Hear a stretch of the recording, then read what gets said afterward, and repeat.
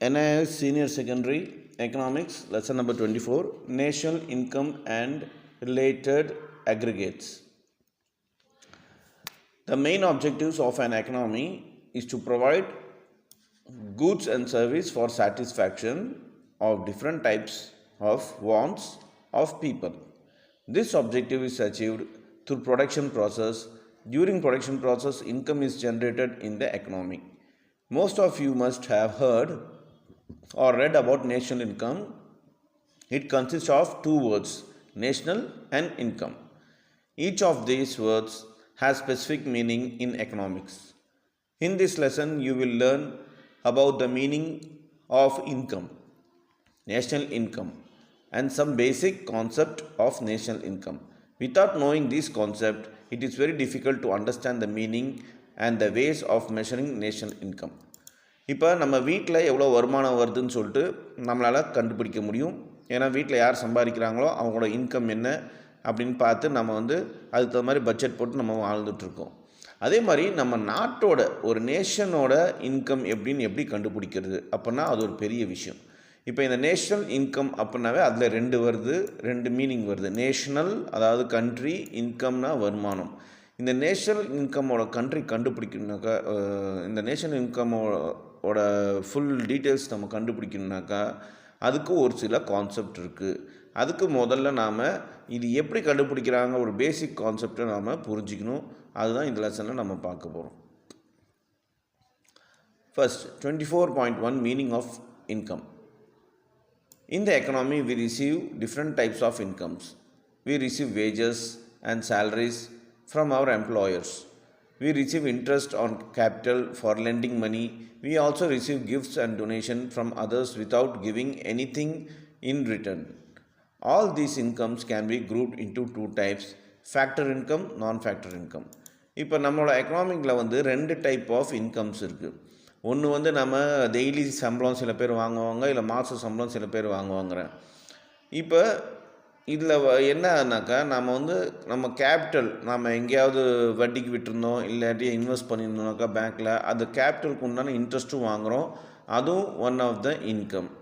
So அதாட்ட நம்ம gift receive பண்ணுறோம், இல்லை டொனேஷன்ஸ் ரிசீவ் பண்ணுறோம், இல்லாட்டி கொடுக்குறோம். இப்போ நம்ம வாங்கினோன்னாக்கா that is income for as.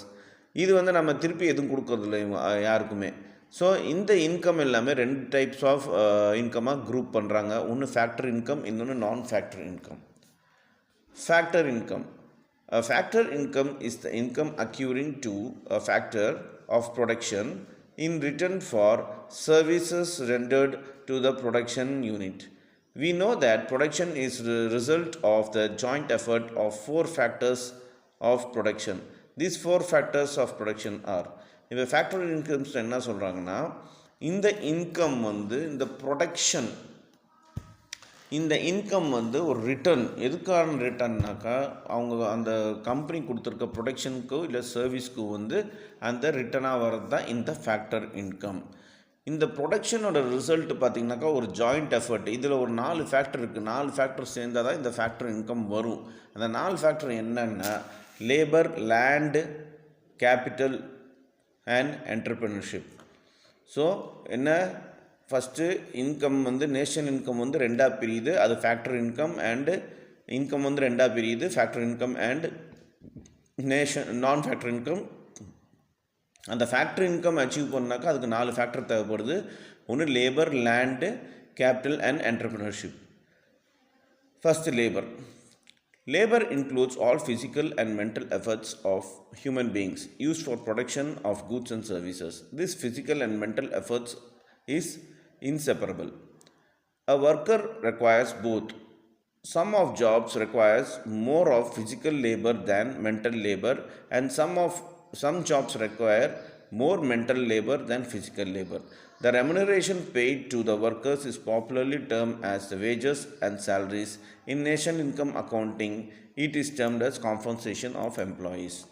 இப்போ இந்த லேபர்னால் என்ன, வேலை செய்கிறவங்க. அந்த வேலை செய்கிறவங்க பார்த்திங்கனாக்கா அவங்க வருமானத்துக்கு, தட் இஸ் ஒன்று டெய்லி சம்பளத்துக்கோ இல்லாட்டி மாத சம்பளத்துக்கு வேலை செய்கிறவங்க. இவங்க பார்த்திங்கனாக்கா ஒரு கூட்ஸ் அண்ட் சர்வீஸை ப்ரொடக்ஷன் பண்ணுறதுக்கு இவங்களோட ஃபிசிக்கல் எஃபர்ட்டும் மென்டல் எஃபர்ட்டும் இவங்க யூஸ் பண்ணுவாங்க. ஸோ ஒரு ஒர்க்கருக்கு பார்த்திங்கன்னா இது ரெண்டுமே கண்டிப்பாக அவசியம். எது இந்த ஃபிசிக்கல் எஃபெக்ட்டும் மென்டல் எஃபர்ட்டும் கண்டிப்பாக அவசியம். இந்த ஜாப்ஸ் ஒரு சில ஜாப்ஸ்க்கு பார்த்திங்கன்னா இந்த ஃபிசிக்கல் லேபர் அண்ட் ஃபிசிக்கல் லேபராக ரொம்ப தேவைப்படுது மென்டல் லேபரோட. அதேட்டம் ஒரு சில ஜாப்ஸ்க்கு பார்த்திங்கனாக்கா மென்டல் லேபர் தான் தேவைப்படுது ஃபிசிக்கல் லேபரோட. அதே ஆட்டம் இவங்களுக்கு கொடுக்குற ரெமுனரேஷன், அதாவது டெய்லி வேஜஸ் ஆகட்டும் இல்லை மந்த்லி சேலரி ஆகட்டும், இது எல்லாமே வந்து வேஜஸ்ஸு சேலரின்னு சொல்லுவாங்க. இந்த நேஷனல் இன்கம் அக்கௌண்டிங்கில் இந்த இந்த டேர்மை வந்து காம்பன்சேஷன் ஆஃப் எம்ப்ளாயீஸ்ன்னு சொல்லுவாங்க. இப்போ ஃபிசிக்கல் ஒர்க் பண்ணுறவங்க, ஃபிசிக்கல் லேபர் யாருனாக்கா நம்ம கட்டடம் கட்டுறவங்க. இன்றைக்கி நீங்கள் நம்ம பார்க்கலாம், நம்ம ஊரில் பாலம்லாம் நிறைய இருக்குது. அதில் நிறைய ஹிந்திக்காரங்க எல்லாமே நார்த் இந்தியன்ஸ் வந்து லேபருக்காக அவங்க லேபராக வந்து வேலை செஞ்சிட்ருக்காங்க. இவங்களுக்கு பார்த்திங்கன்னா ஃபிசிக்கல் இது தான் தேவைப்படுது. இவங்க எல்லாமே ஃபிசிக்கல் எஃபர்ட் போடுறவங்க. அதே மென்டல் எஃபர்ட் போடுறவங்க யாருனாக்கா ஐடி ஃபீல்டில் வேலை பண்ணுறவங்க, மற்ற எல்லா ஜாப்ஸில் இருக்கவங்க பார்த்திங்கனாக்கா மென்டல் உட்காந்த இடத்துல வந்து அவங்க வேலை செய்கிறது தான் மென்டல் லேபர். ஸோ ஒவ்வொரு ஜாபுக்கு தகுந்த மாதிரி அந்த லேபர் வந்து மாறும் அப்படின்னு சொல்கிறாங்க. Next land. By land in economics we mean all that is given to us free by nature on below or above the surface of the area. On the surface it includes surface area of soil, water, forest, etc. Below the surface it includes mineral deposits, water streams, petroleum, etc. And above the surface it includes sunlight and wind, etc. As the land becomes scarce, sale and purchase of land started. Those who owned land started charging price for the use of land. Such a payment of land owners landlord is termed as rent. இப்போ நம்ம பூமி நமக்கு வந்து கொடுக்கும்போது first எல்லாத்தையும் ஃப்ரீயாக தான் கொடுத்துச்சு. இன்னமும் அது ஃப்ரீ தான். சொல்லப்போனால் லேண்டு கீழே இருக்கிறது எல்லாமே, லேண்டுக்கு மேலே இருக்கிறது எல்லாமே ஃப்ரீ தான். நேச்சர் நமக்கு வந்து ஃப்ரீயாக தான் கொடுத்துச்சு. ஃபார் எக்ஸாம்பிள் சாயில் ஆகட்டும், இல்லை வாட்டர் ஆகட்டும், ஃபாரஸ்ட் ஆகட்டும், இது எல்லாமே லேண்டுக்கு மேலே இருக்குது, இதெல்லாம் ஃப்ரீ தான். அதாகட்டும் நிலத்துக்கு கீழே லேண்டு கீழே இருக்க டெபாசிட், மினரல் டெபாசிட் ஆகட்டும், வாட்டர் ஸ்ட்ரீம்ஸ் ஆகட்டும், பெட்ரோலியம் ஆகட்டும், அதாகட்டும் சன்லைட், விண்ட், இது எல்லாமே ஃப்ரீயாக தான் நேச்சர் நமக்கு கொடுத்தது. ஆனால் என்றைக்கு மனுஷனோட பேராசை அதிகமாச்சோ, மனுஷன் வாழ்கிறதுக்கு வந்து இடம் கம்மியாக ஆரம்பித்தோ, சண்டை போட ஆரம்பித்தாங்களோ, அன்றைக்கி பார்த்திங்கன்னா அவங்கவுங்க ஒவ்வொரு லேண்டை வந்து பர்ச்சேஸ் பண்ண ஆரம்பித்தாங்க, சேல்ஸ் பண்ண ஆரம்பித்தாங்க. அப்போ தான் இந்த லேண்டு பர்ச்சேஸ் பண்ணுறதும் சேல்ஸ் பண்ணுறதும் ஆரம்பிச்சது. இது என்ன ஆச்சுனாக்கா, அந்த லேண்ட் ஓன் பண்ணுறவங்க அவங்க சார்ஜ் பண்ண ஆரம்பிச்சிட்டாங்க லேண்டுக்கு. அது விற்கிறதுக்காக இருந்தாலும் சரி, இல்லை ரெண்ட்டுக்காக இருந்தாலும் சரி, அவங்கள வந்து லேண்ட் ஓனர் இல்லை லேண்ட் லார்டுன்னு சொல்ல ஆரம்பித்தாங்க. Next capital. Capital includes all the man-made resources used for producing goods and services like structure on land, machines, equipments, vehicles, stocks of materials. So கேபிட்டல்ங்கிறது ஒரு மனுஷனால் உருவாக்கப்பட்ட ஒரு ரிசோர்ஸ். கேபிட்டலாக வேறு எதுவும் இல்லை, ஃபண்டு, காசு.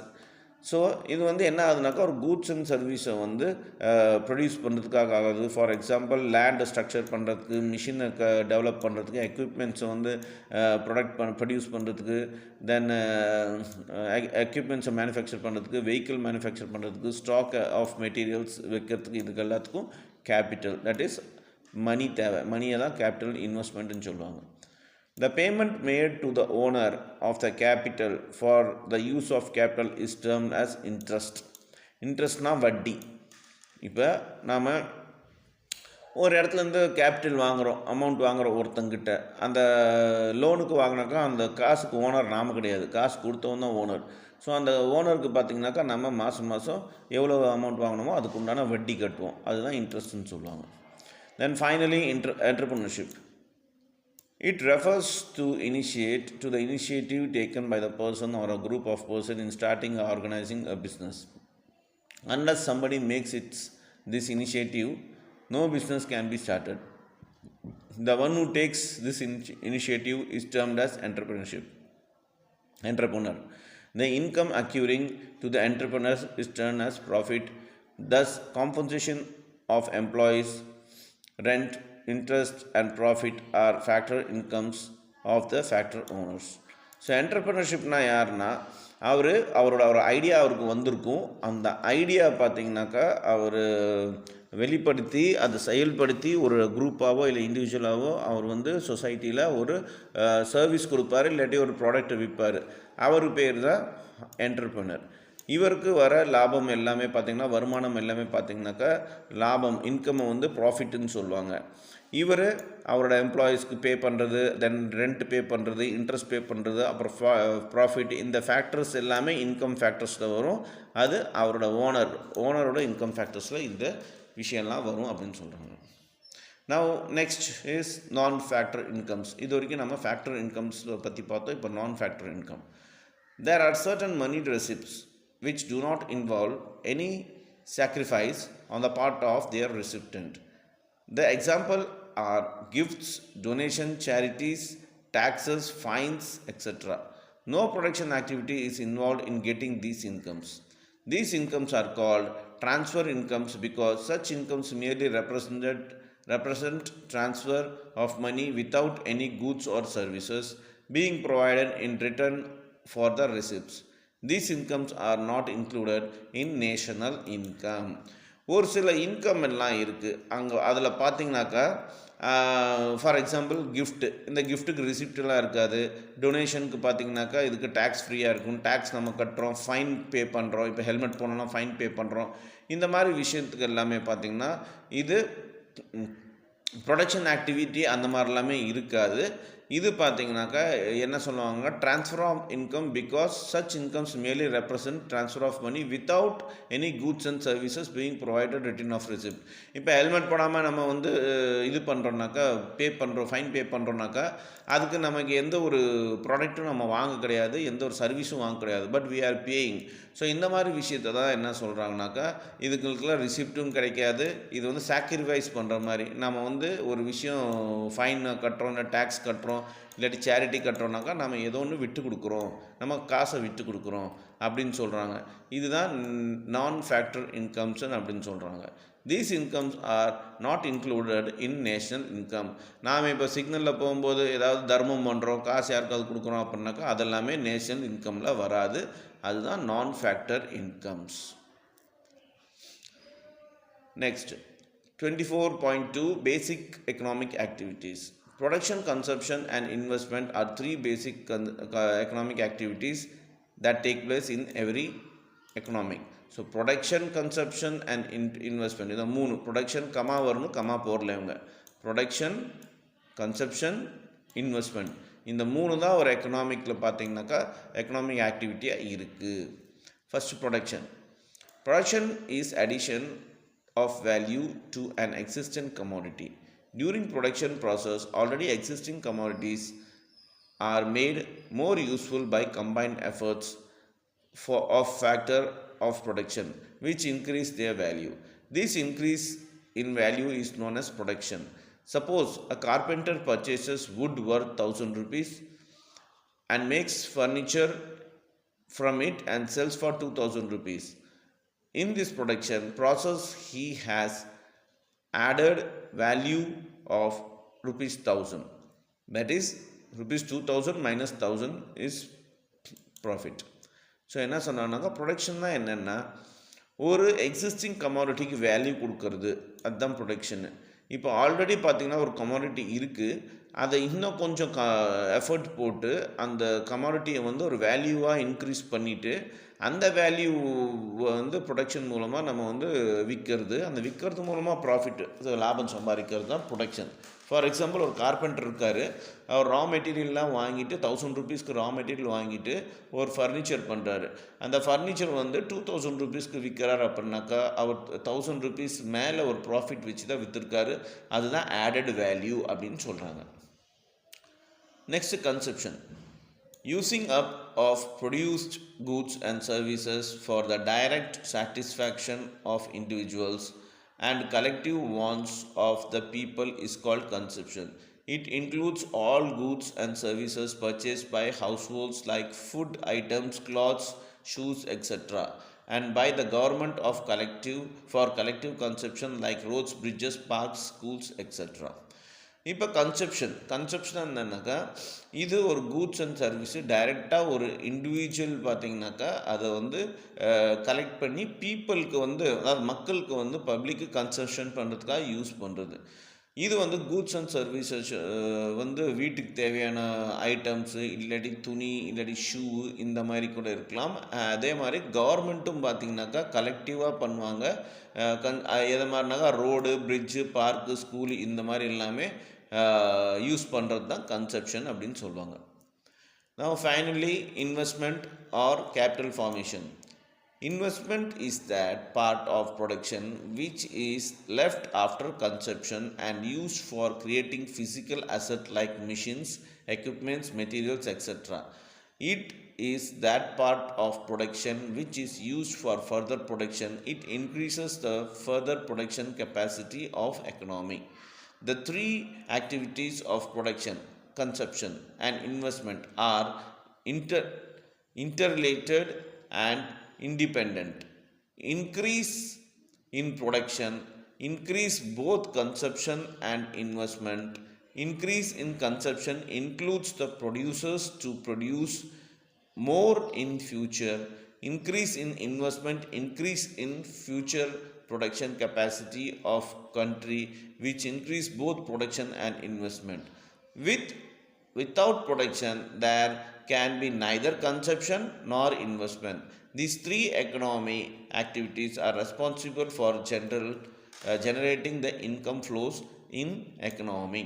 சிம்பிளாக சொல்லணுன்னாக்கா, இப்போ ஒரு விஷயத்தை நம்ம ப்ரொடியூஸ் பண்ணணுன்னாக்கா அது கண்டிப்பாக மிஷின் வேணும், எக்யூப்மெண்ட் வேணும், மெட்டீரியல் வேணும். இது இல்லாமல் ஒரு விஷயத்தை ப்ரொடியூஸ் பண்ண முடியாது.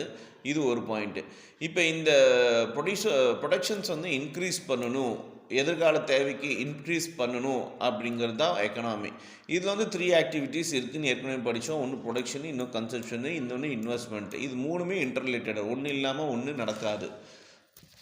அதாட்டம் இன்டர் டிபெண்ட், ஒன்று நம்பி ஒன்று இருக்குது. அப்படி இருக்கும்போது இந்த ப்ரொடக்ஷன் வந்து இன்க்ரீஸ் ஆகணும் அப்படின்னாக்கா இந்த கன்சப்ஷனும் இன்வெஸ்ட்மெண்ட்டும் கண்டிப்பாக தேவைப்படுது.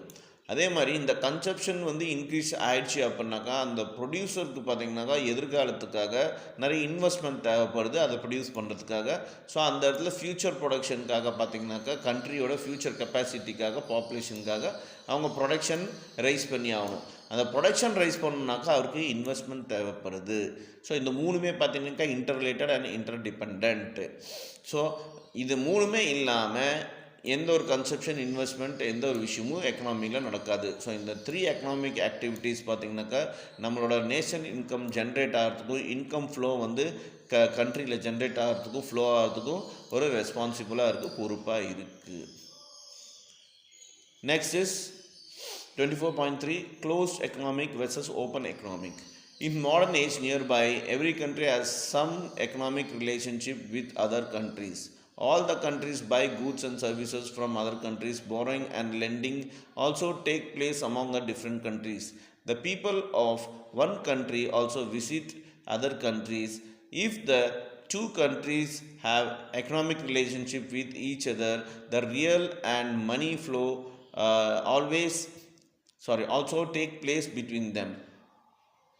An open economy is a term used for a country which has economic relations with the rest of the world.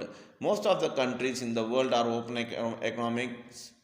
The closed economies is the term used for the country which has no economic relationship with the rest of the world. Such economic are rare in the present day world. So closed economic, open எக்கனாமிக்ன்ற 2 விஷயம் இந்த உலகத்தில் இருக்குது. Closed எக்கனாமிக்னா என்னென்னாக்கா ஒரு நாடு வந்து எந்த நாடோடையும் எந்த ஒரு இம்போர்ட், எக்ஸ்போர்ட், எந்த ஒரு ரிலேஷன்ஷிப்பும் வச்சுக்காது. அவங்க ப்ரொடக்ட்ஸ் பண்ணுறது எல்லாமே அவங்க நாட்டு மக்களே யூஸ் பண்ணுவாங்க. இந்த மாதிரி இருக்கிறது தான் க்ளோஸ்ட் எக்கனாமி. இதே ஓப்பன் எக்கனாமின்னா என்னென்னாக்கா ஒரு நாடு வந்து சப்போஸ் நம்ம இந்தியா இருக்குன்னாக்கா இந்தியா வந்து எல்லா நாட்டோடையும் பிஸ்னஸ் பண்ணும், இம்போர்ட், எக்ஸ்போர்ட் எல்லாம் பண்ணும். ஸோ இது வந்து ஓப்பன் எக்கனாமி.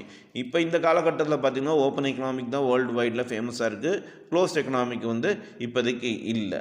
பட் இன்றைக்கி இருக்க காலகட்டத்தில் பார்த்திங்கனாக்கா இந்த க்ளோஸ்ட் எக்கனாமிக்காக கொஞ்சம் கொஞ்சம் வர ஆரம்பிச்சிச்சு. ஏன்னா உலகம் ஃபுல்லாக போர் வர ஆரம்பிச்சிச்சு, நிறைய சேஞ்சஸ், பொலிட்டிக்கல் சேஞ்சஸ்லாம் ஆரம்பிச்சிச்சு. ஒவ்வொரு லீடரும் அவங்க நாட்டை காப்பாற்றுறதுக்காக புதுசாக இப்போ வர ஆரம்பிச்சு. அமெரிக்காவில் இப்போ புதுசாக ஒரு பிரசிடென்ட் வந்ததுனால அவர் பெரிய லெவலில் வந்து சேஞ்சஸ் கொண்டுறன்னு சொல்லிட்டு நிறைய விஷயத்தை மாற்றிட்டு இருக்கு. அப்படி இந்த மாதிரி ஒவ்வொரு கண்ட்ரியும் வார் மோடில் தான் இப்போ இருக்குது, தன்னோட கண்ட்ரியை சேவ் பண்ணுறதுக்காக தான் இருக்குது. இதனால் எக்கனாமி கொஞ்சம் க்ராஷ் ஆக வாய்ப்பு இருக்குது. ஆல்ரெடி ஸ்டாக் மார்க்கெட் க்ராஷ் ஆக ஆரம்பிச்சிருச்சு.